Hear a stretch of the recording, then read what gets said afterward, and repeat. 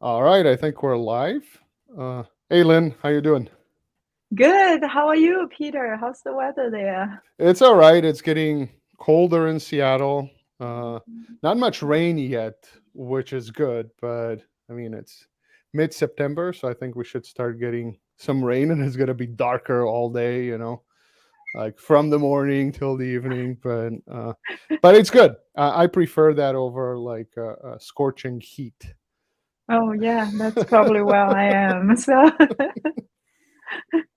Hey, everyone else, if anyone's watching, say hi in the comments, and we'll wait for a couple of seconds just to see that at least someone has showed up. So it's not just me and Lynn talking into the ether here.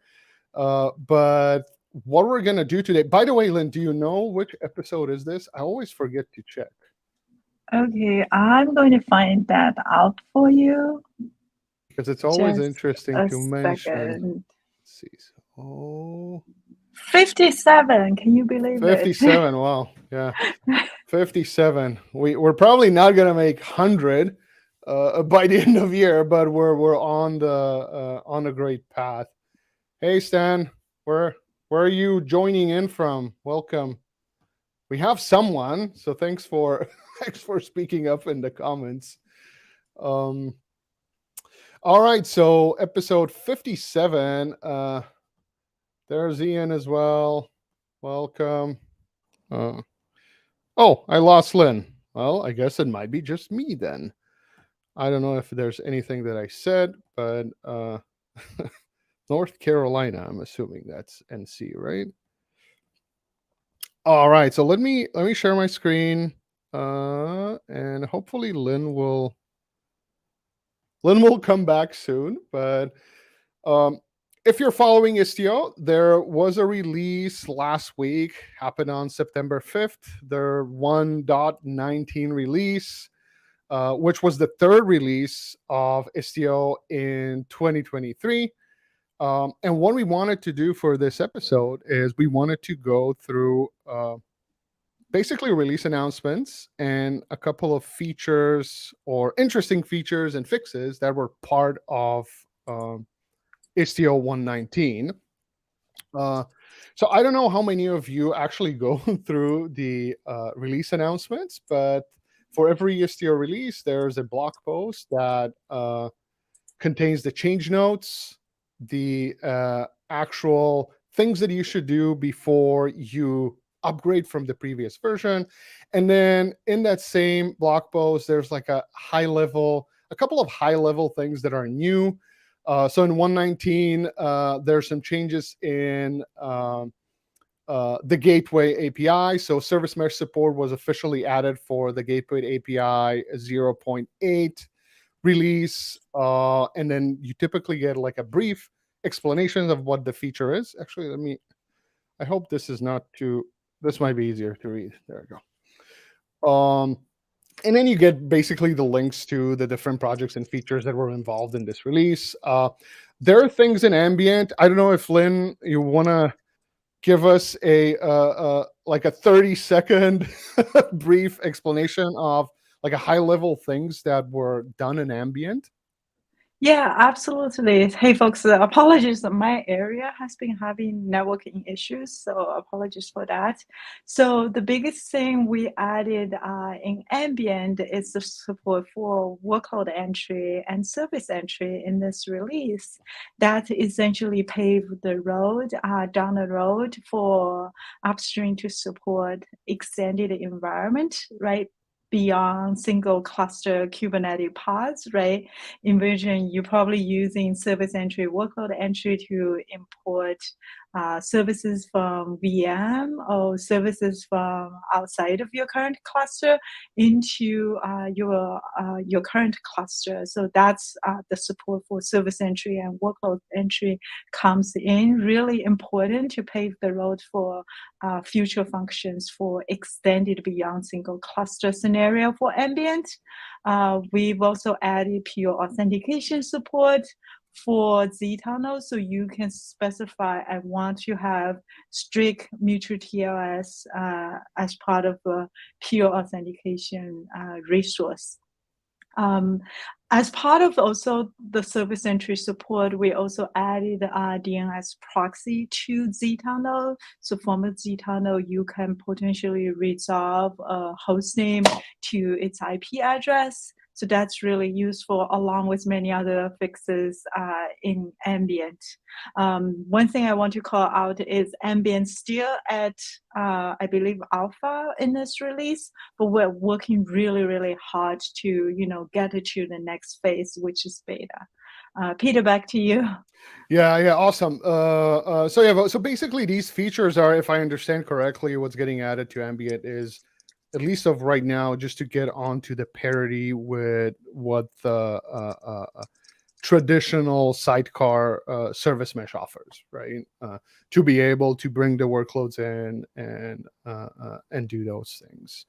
Yeah. So if Yeah, you're absolutely. Because we know you guys are using these functions in traditional yeah sidecar, so we know it's important. Yeah. yeah. So I think you mentioned feedback is critical. So if you're an Istio user, if you're a tech enthusiast, try installing Ambient, try it out, provide feedback, let us know, like if you find any issues.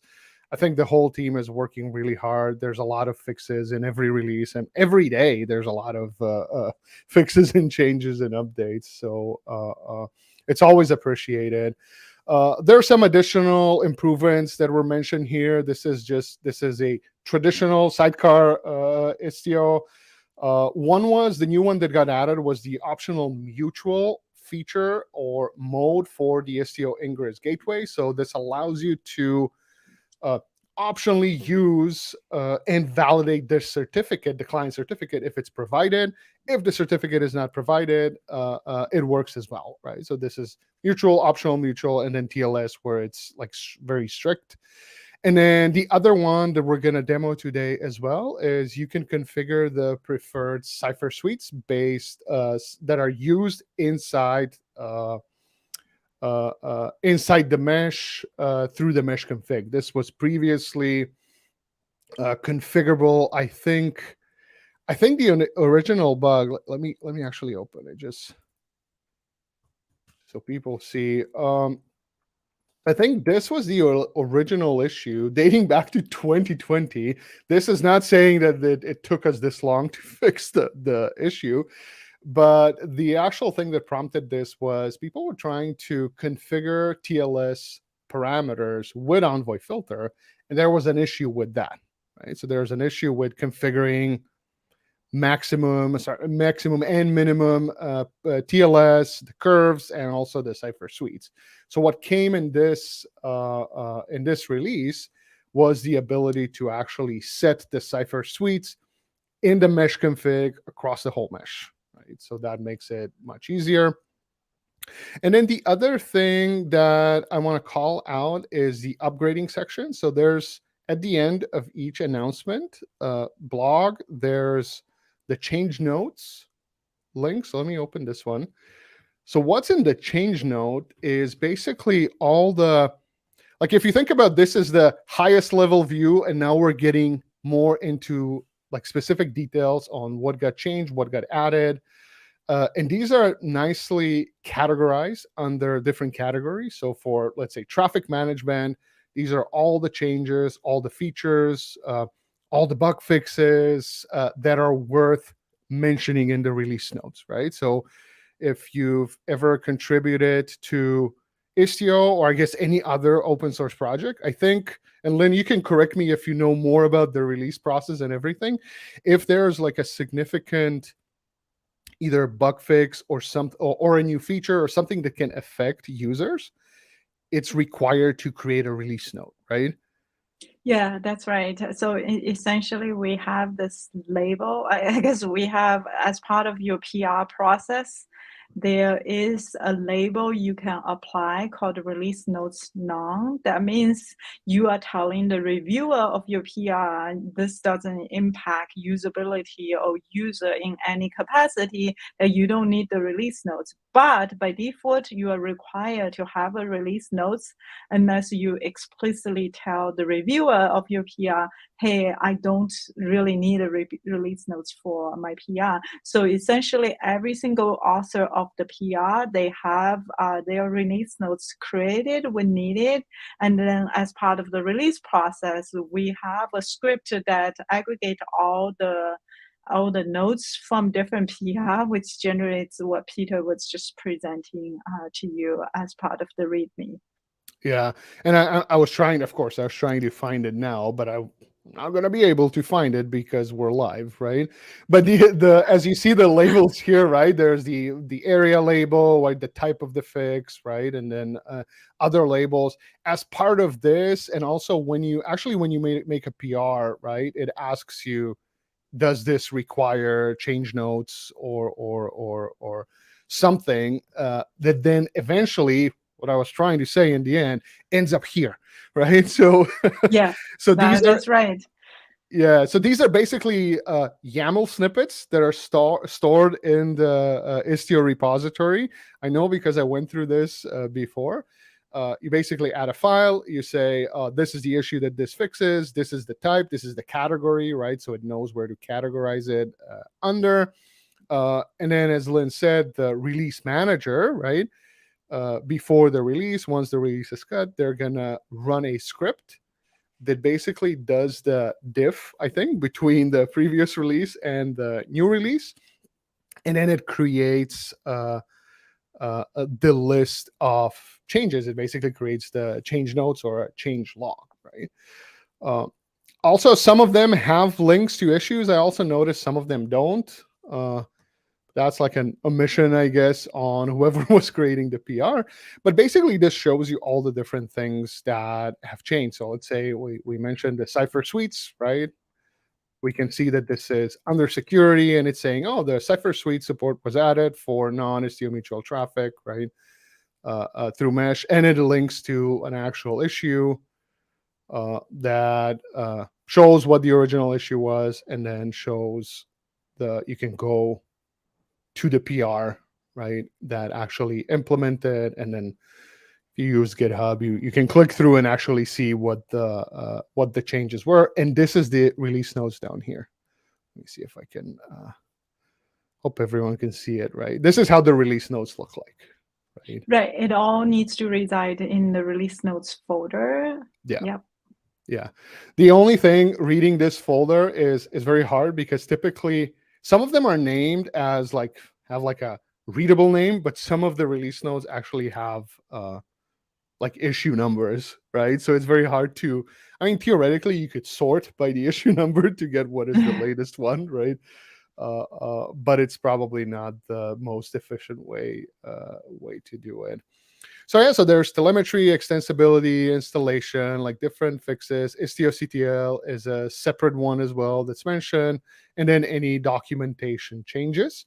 And then the last thing that's interesting as well, especially if you're a previous Istio user or if you're running a previous Istio version, is the upgrade notes. And these, as the title tells you here, right, these are some of the important changes you should consider when you're thinking of upgrading to Istio 119. So there's a couple here. One was using the canonical filter names for Envoy filter. So I'll show this in a demo as well. But the idea here is the short names are deprecated. So Envoy deprecated these in a while ago, I guess, in 2020. So, for example, the one that you typically see is the router one, right? So this was the deprecated name was Envoy router. So if you're doing any Envoy filter stuff, you have to make sure you're using full names. In previous versions, if you use the deprecated name, I think you would just get a warning, but this time it's actually going to fail, right? The other one was the removal of the base Helm chart. I haven't looked into this one too much, but definitely take a look. I You can can speak a speak to little bit yeah. about Go this ahead. Yeah, one. perfect. Yeah, Perfect. in fact, this was discussed recently in our work group meeting, right? So what's interesting about, I'm fully in favor of this change, by the way. In fact, we have users asking us, right, why do I need to give so much cluster role permissions, right? Not only in the base, but also in the Istio D, right? So because of the way we constructed the base and Istio D, we essentially have duplicates of these cluster role in base and Istio D as part of our history of supporting revisions, um, and also part of our history of moving these roles. We didn't want to break users, so we ended up with the cluster role and role binding duplicates in both the base chart and also the Istio D chart for quite a few releases. I don't recall exactly when, but we had it for quite a while now. But in fact, now we're having customers asking us, why do we have so much role and permissions for both of these charts? So this is a really good move, because right now we're kind of eliminate all these cluster role and role binding and service account in the base chart because they're no longer needed. They were needed in the Istio project quite a few releases back when we started to support canary based revision based of STOD, when we start to support better upgrade without downtime, but now they're no longer needed. So it's just a cleanup, but it's an important cleanup for you to be aware of, especially on your security team who are looking at the permission and roles of what STOD needs. Yeah, I'm glad that both of us are here so we can cover for the things that I don't know, you can cover for it. But yeah, definitely it's always better if, in a way, if there's like any duplication and that duplication gets removed, just makes everything much simpler, right? But definitely take a look if you're using Helm. The other one was, again, Envoy filter specific. So Envoy filter is it's a more of a advanced topic anyway, or feature. If you're using this, make sure you run through this.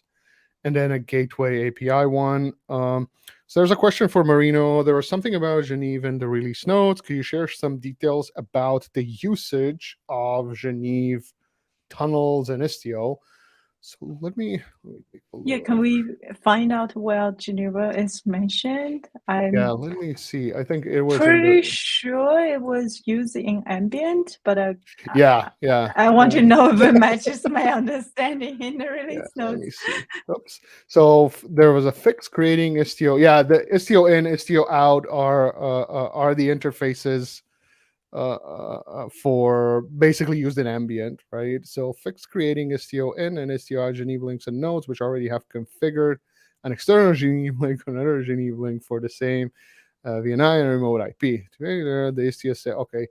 So looks like this was just looks like it was a bug fix, but it was for it's specifically for the Ambient mode for ambient the mode. IP table redirection, right, between Yeah. the Z tunnel and your application path. Yeah. So one like this one specifically doesn't have a issue associated. So what you can just do is, this is what I typically do, is just go to like copy some portion of the text, go to GitHub, Istio, search for that text, because it has to be in the release notes, right? You're gonna get the That's a release smart note. idea. That's how I do it. Click on it, and then you actually get to see the commit where that change node was added, whereas it's typically where the feature was implemented as well, right? So this one is going to tell you what the change was. So yeah, so this looks like it was a fix for Ambient specifically, right? And yeah, CNI PKG Ambient, so that was there. But yeah, it's sometimes, if there's an issue attached, it's easy, you click on it. But even if it's not, it's fairly simple to see or find out what the original issue was and where the PR was. And there's in some cases, like let me show you this example. This is an interesting one as well. As I was creating the demos, I think the regex one. Yeah, so they added support for regex rewrite and virtual service, HTTP rewrite. That's awesome, right? So how do I try this out, right? So this was my job, figuring out how can I like test this out and figure it out? So you go to the issue, and then you try to find a PR, which is down here. Was this a PR? Oh, this was a duplicate. This one was closed. Let's see. Yeah. So you look at the files, and the thing that helps a lot is if you look at the unit tests, right? Because the unit tests will basically pretty much tell you how to use this feature and what's supposed to be working and what's expected and what's not expected, right? So that's one of nice tricks. But also, if you go to the documentation, this is documented there as well, so you'll be able to see the documentation there as well. But sometimes looking at the actual test is also very helpful. All right, so let's go through the demo. If anyone has any questions, I know this was very like a high level, more of a here's how you read these things. But we'll go into the demo and just show a couple of features or changes, I guess. So let me reshare. But yeah, feel free to ask any questions, even feature related, even not feature related. We're here to answer them. All right, so let's do this one. Let me share this, and I'll get a little bit bigger, right? I think this is readable enough, I hope. Yeah, it's good. It's good. All right, perfect. So the first thing that I'll show is the demo of the Cipher suites. So what I'll do is I'll use Kind to create a cluster. So if you're not using Kind or not familiar with it, I think you should be. If you're doing any Kubernetes and or Istio work, it's very easy and very quick way to get a cluster up running locally on your machine, and it uses Docker images, right? It uses Docker containers. So I'm creating the cluster. I'm installing Istio with the demo profile. Not that it matters. It doesn't have to be demo. And then I'm just labeling the default namespace for injection with Istio injection equals enabled. So one thing that I skipped here is installing Istio, right? So to install the latest Istio, you just go to Istio.io. And then I think it's, let me see, what is the actual name of the page? Istio.io. And yeah, there's a big button that says try Istio. And there's the first section is called download Istio. And that one will show you how to install the latest and or a specific version of Istio. So Marino is asking, is there a place to look at potential features being prepared for the Istio 120 release? Lynn, do you want to take this one? I have my own way of looking at things, but if you have I'll take a step. I was actually just typing to answer Marina because I didn't want to interrupt your demo. Oh no, go ahead. You brought up, so it will be a little bit harder to find out before the code freeze, Marina, because Istio is a community project, right? So it's typically up to like the who's available to work on features and who is available to review the PR, because PR typically has to go through multiple reviewer to get it merged. So I would say typically 1 month before the release date, that's when the code freeze and we branch out from master or the latest to the release branch. That's when you can start to generate the release notes draft to get an idea of what are the features for sure will land in the 120 release. I would say that's probably the best way. The other thing we do have is the Ambient, drive Ambient to beta document, which the community is marching towards to drive Ambient to beta, but that document has not been approved. It's not finalized, but it can give you an idea of what's potentially coming to Ambient in the next release, which I will send out in the comments in YouTube so you can have a look at that. Yeah. So one thing that I do is, like sometimes I just go to GitHub and just look at the commits, the latest commits that were done in master after 119, right? And those are like typically that's what gets included in the next version, right? But it is, yeah, but I guess your best bet it is just waiting for waiting for the release branch to be created, and then you're 100% sure what's going to be in that branch, right? Yeah, totally. I mean, the other way to you get involved more is attend our work group meeting. So that way you always know what's going on from a big feature perspective.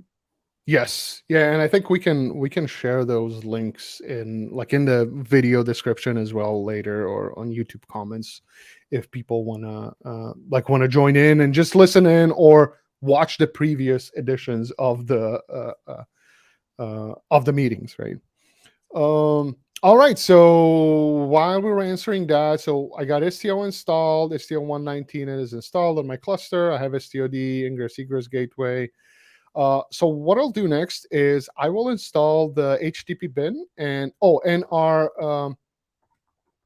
namespace is labeled for injection, right? The default namespace. So what I'll do next is I'll install the HTTP bin,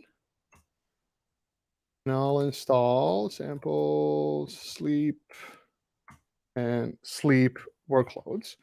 And then we'll take a look at as soon as this one is up and running, we'll take a look at the Cipher suite. So both of them are up and running. Perfect. So I'll just paste this. Whoops. Just paste this here just to show you how to configure the Cipher suite. So what you do is it's an Istio operator setting under mesh config, mesh MTLS. So this is the new thing that got added, right? Cipher suites, and we can say uh, um, we want to explicitly configure, right, to only use this Cipher suite, right? So this is how you do it. If you don't configure anything, there's a list of default supported Cipher suites. I think there's like 4 or 5 of them. There are default supported by default, so you don't have to set this if you don't want to. But if you do, then this is how you do it. So we'll do profile demo. Oh, what did I miss here? Oh, it's let's see. Oh, this, right? Oh, and if we try to so let me see, I messed up my. All right, so what I'm going to use is I'll use the OpenSSL to specify I want to use TLS 1.2, specify this cipher, which is the different one from what we said we want to use. Actually, let me just delete this, right? And you'll see that the cipher is none, right? Meaning that it was terminated, right? It didn't work because we didn't use the cipher that was supported. But if you use the one that we specified, so let's do this. Let me just copy this guy here.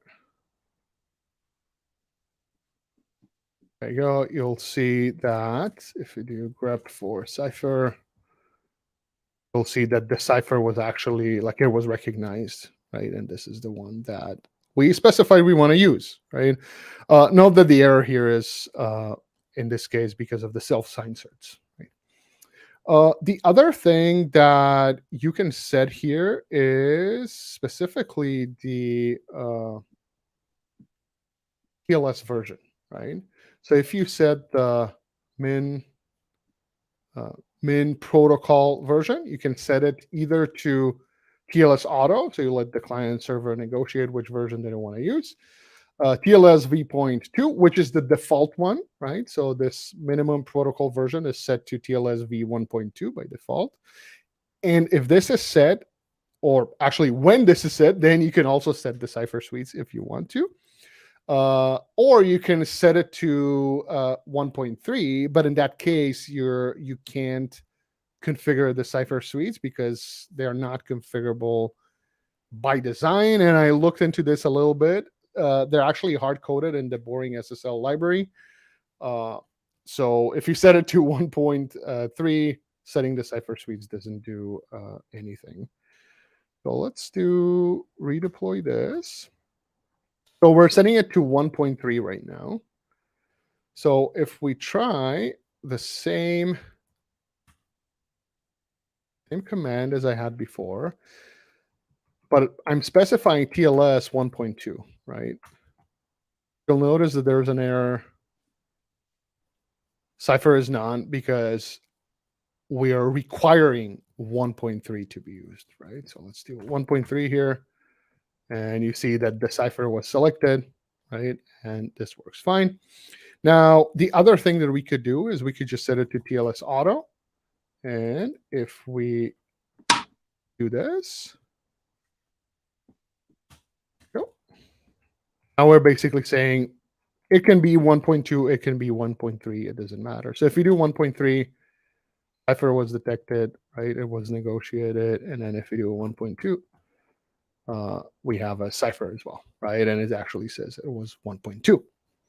So this was the Cipher suites. Yeah, so Peter, I want to clarify a few things, and I want to know if you agree with me, right? So when I look at the release notes for Cipher Suite support, it clearly mentioned it's about non-Istio mutual traffic, which means it's not about traffic from Sidecar to Sidecar. So if you are calling from um, like the sleep pod, the sleep container to HTTP bean container, and when the connection are both upgraded by the sidecar, so that's Istio mutual. However, in your demo, you are essentially calling from the sleeps sidecar, which you're sending a TLS request. So it's kind of like a out of mesh traffic in that case, right? Even though you're calling from the sleep container, but you're explicitly sending a TLS request to your HTTP bean. Yeah. So I would consider that still long is your mutual TLS traffic. Would you agree with that? That's Yeah. how the Cipher Suite's configuration is still configurable. Yeah. Yes. Yes. Okay, cool. Yeah, I just want to clarify that for the audience. Yeah. All right. So let's look at what was the next one? So the next one was the regex support. So this one was rewrite support in regex. So let's do this. So I came up with a simple virtual service for the HTTP bin host. And what it's doing, it's matching on a regular expression. It starts with something slash a number, right? So it's trying to match that. And then the new portion of the feature, or the new feature, is down here where it's saying, well, I want to rewrite the matched URI, right, using regular expression, right? So I'm saying match on this, and I'm not a big regex master, right? But what this is doing is this is capturing that number there. So it's creating a capture group, right? And what it allows us to do down here, it allows us to say, well, whatever you matched here, rewrite it to slash status slash, and then we have \\1, which refers to this first capture group here, right? So what we could do is, and again, if someone is more familiar with regex, I might be doing this wrong here, but we could theoretically have something like this here that says A to Z, right? I guess I'm assuming this is going to capture all the lowercase words, right? And what it would create a capture group. And what this would allow us to do then is we would use it like this, right? We would do rewrite whatever was matched here, and then rewrite it like this, right? So this was a highly requested feature, just judging by the number of thumbs ups and commas in the GitHub issue. So let's see how this works. So I'm just going to apply it, apply this VS.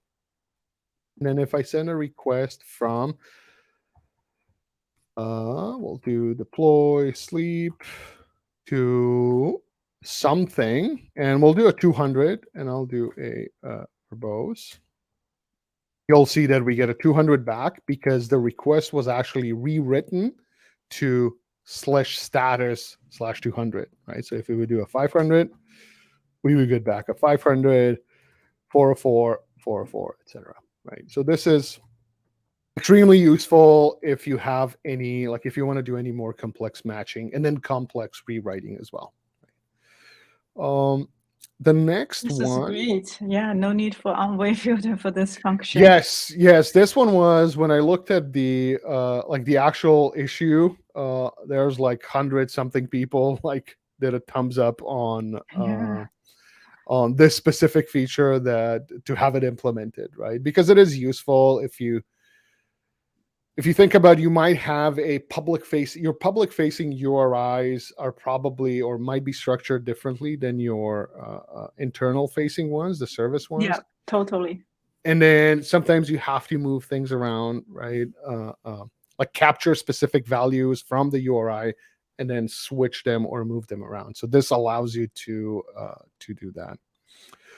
The next one, and then we'll move over to Ambient, is this is a simple one that just shows the Envoy filters, the specific deprecation of the naming, right? So I just have a simple Envoy filter. It doesn't really matter what it does. It just logs out something, right? But I'm using a v3 name here. Using a v2, the deprecated name here.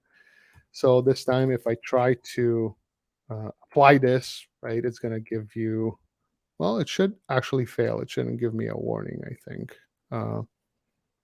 It tells me which filter to use or which name to use the full name.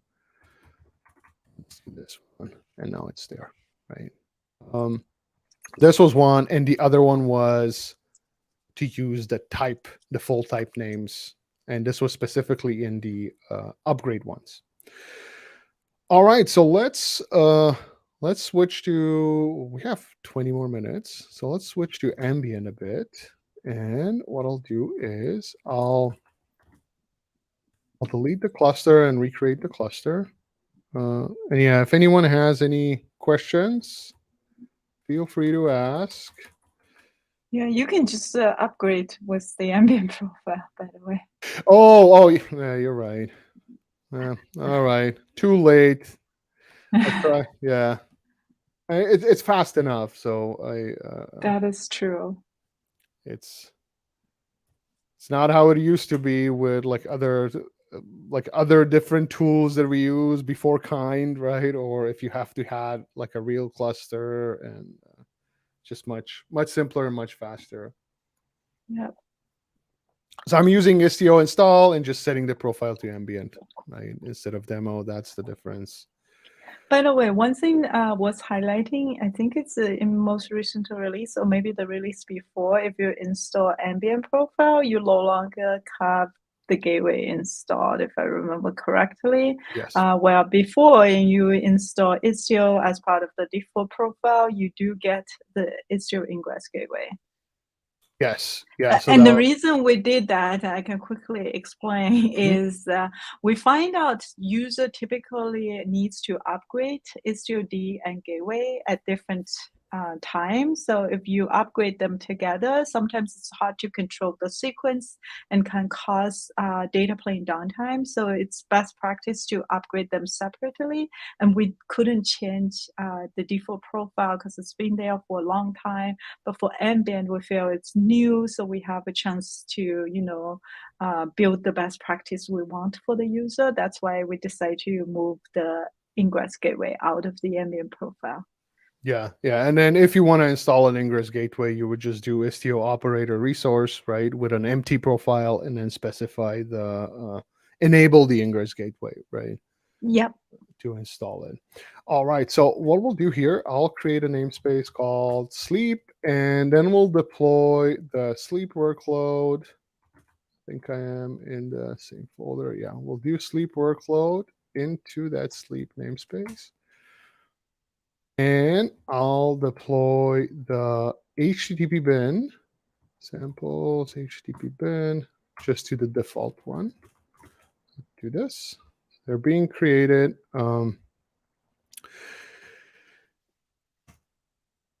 being created, pulling the images. Oh, it should be being slower than install Istio. It is. It is. It is. There you go. Okay, Now it's it's there. running now. So let's just run. I'm just gonna curl to from sleep to HTTP bin, just to check that everything is working. And what I'm gonna do next is I'll label the default namespace, uh, and make all the workloads, all the pods in that namespace part of the ambient mesh, which in my case is just HTTP bin. And what I'll do now is I'll make another request. So now we're making a request from a non-ambient pod to a pod that's part of the ambient mesh. So this still works fine. However, now if I want to show the feature that got added, right, which is the peer authentication, right? This works because we have permissive mode, right? So it works both ways. But now if we set the strict mode and then we try to send the exact same request as before from sleep outside of the mesh, right, to the mesh, to a workload running in ambient, we'll get a failure here, right, because we're requiring a strict mutual TLS, right?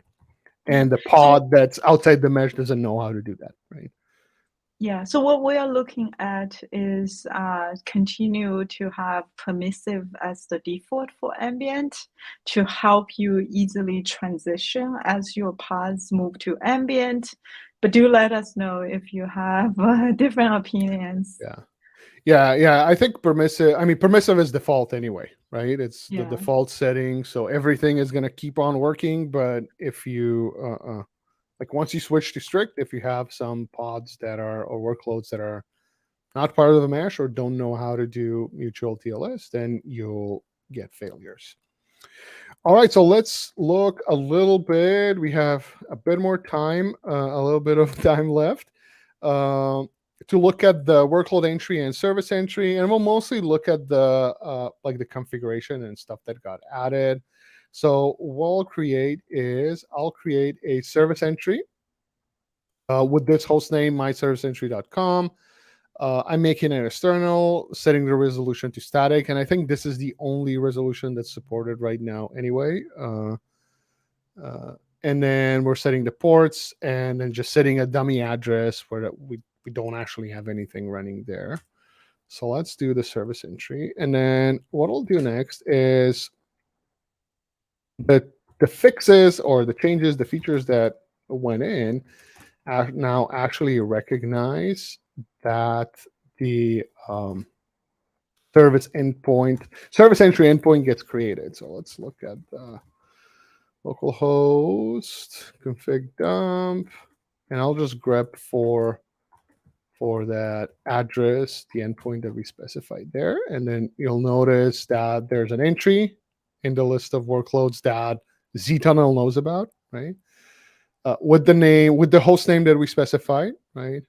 With the port mapping, and then with the actual endpoint that points to this IP address, right? It's a workload ID and the address, and then the ports here, right?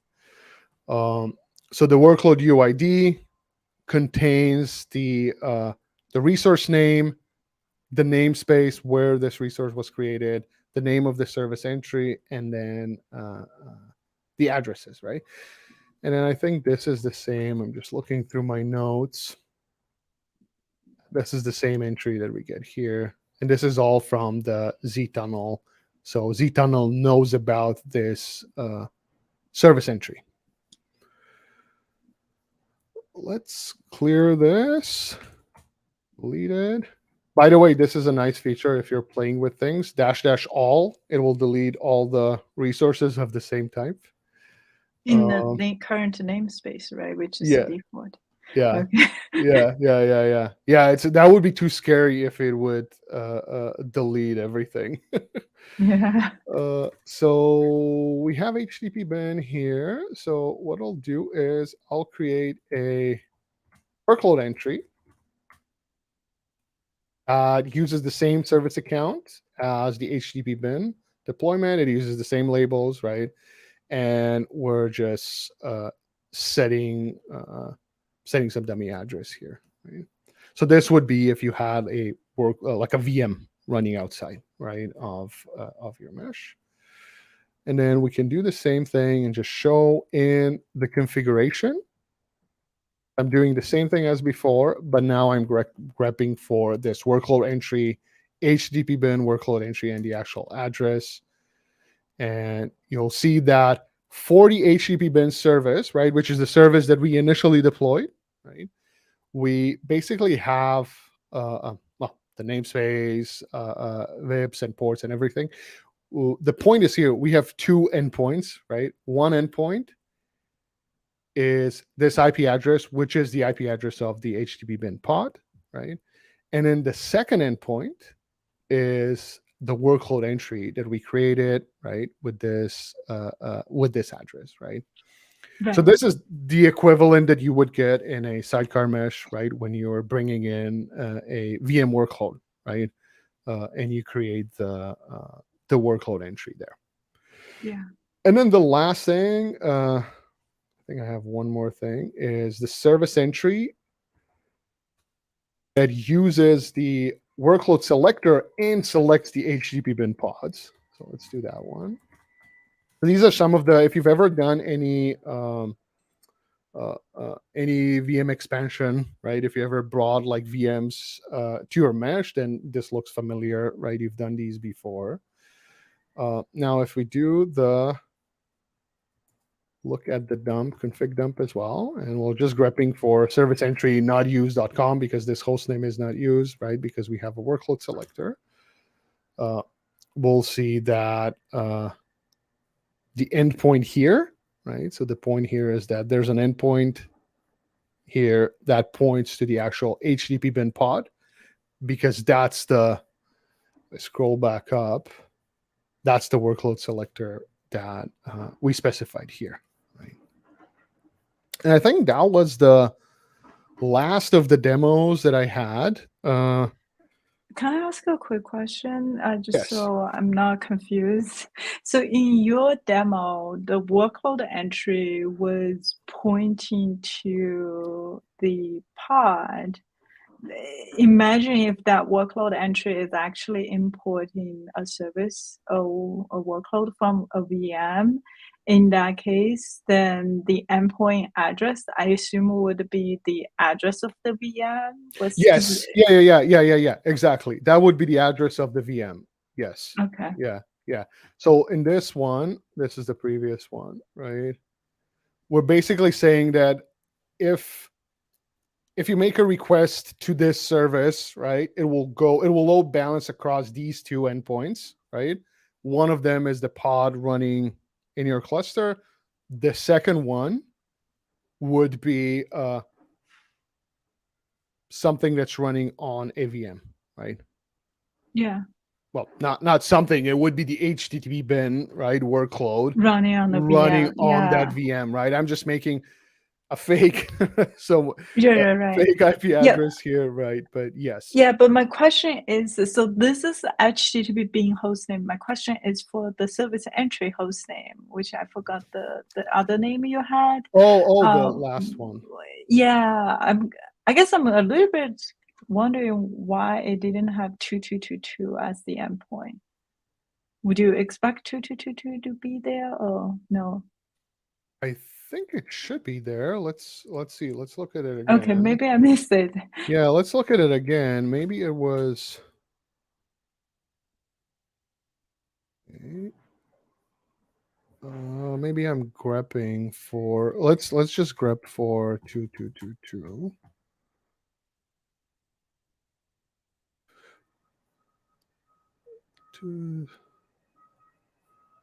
Yeah, I don't know. I think it should. It should have both of them.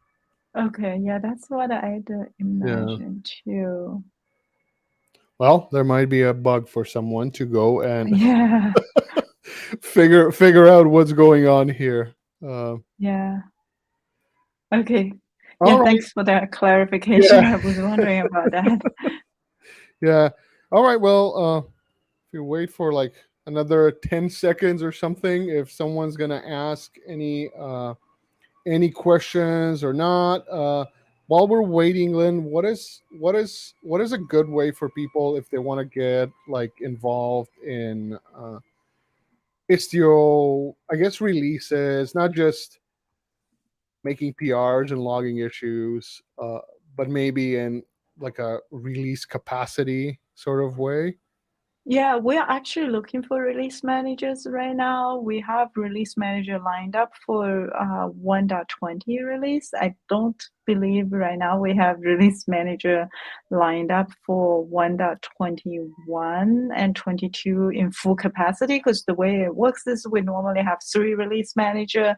The first release manager is the primary, the second release manager is the secondary, and the kind of primary job is shadow. So the next release, the secondary can be promoted to primary. We also have a third release manager that's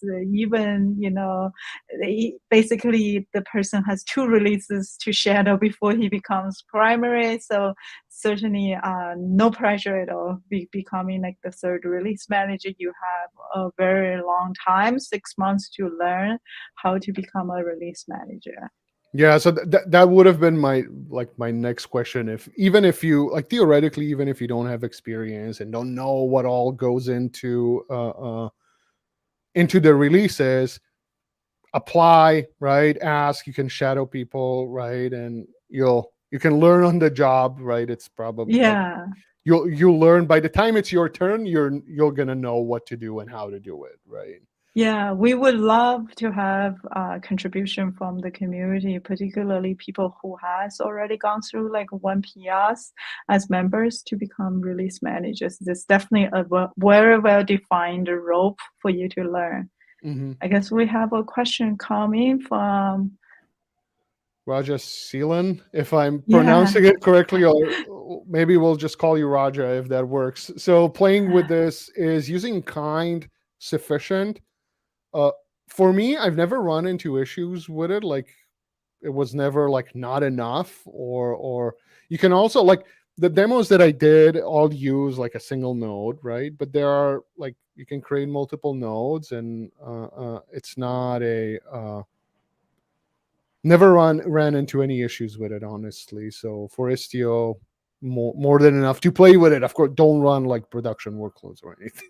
don't Yeah, for don't do that. testing features is good enough. In fact, for Yeah. ambient, kind is probably very well supported at the moment, because Yes. the community is working through integration with different CNI, and kind is nice that it has a very simple CNI. So yeah, it's definitely sufficient.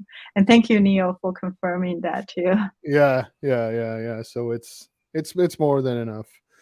Um, all right. Well, we're getting close to an hour, so this Yeah. was good. Hopefully, it was useful to others. If Yeah, people thanks want to get everybody for joining, and yeah great demo today, Peter. yeah, and if people want to get like involved in more like uh stuff that Solo's doing in the community or Istio in general, like you can always go slack.solo.io. I'm there. Find me by my name. I'm on Twitter as well. I'm not a hard person to find online, so reach out and we'll figure it out and we'll help you. Yeah, thanks everybody for joining, and hopefully see you guys in 2 weeks in our next hood. And if you guys have any suggestions on future topic and special guests you would like us to invite, do let us know too in the comments below. Thank you so much. Yeah. Thanks Should we wrap everyone. this up? Yeah, Yeah. thanks. Bye. Bye.